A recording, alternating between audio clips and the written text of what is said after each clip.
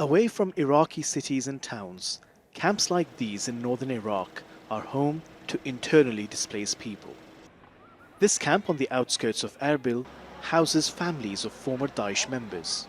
Some have been living here for nearly a decade. Iraq's Minister for Migration and Displacement says these people can now return home. This plan aligns with the government's program and can be accomplished after the voluntary return of families to their original living areas, coordinated with relevant authorities in the region. But at the camps, there's unanimous rejection of the migration minister's statement.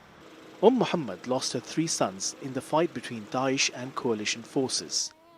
Her husband died of a sickness.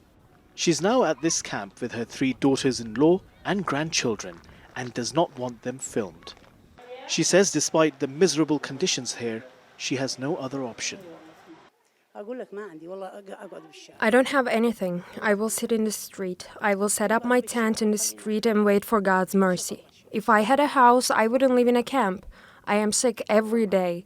I don't have money for treatment. Some people buy me stuff. Our condition is not good. We are collapsing.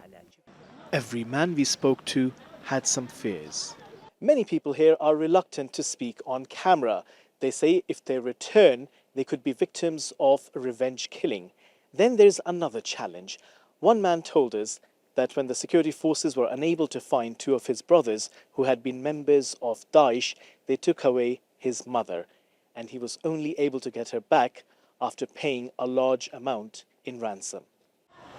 Off camera, many Iraqi politicians admit these concerns are genuine. Many experts criticize what they see as shallow political statements.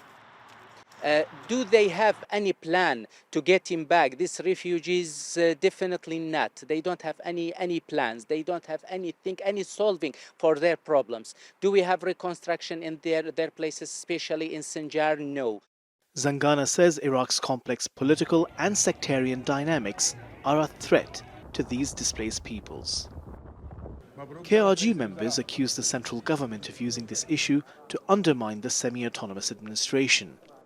And central government figures accuse the KRG of using the displaced for electoral gains. Despite repeated requests, both sides refuse to speak on camera.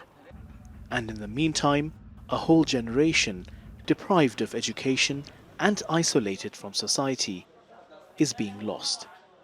Hasan Abdullah, TRT World, Northern Iraq.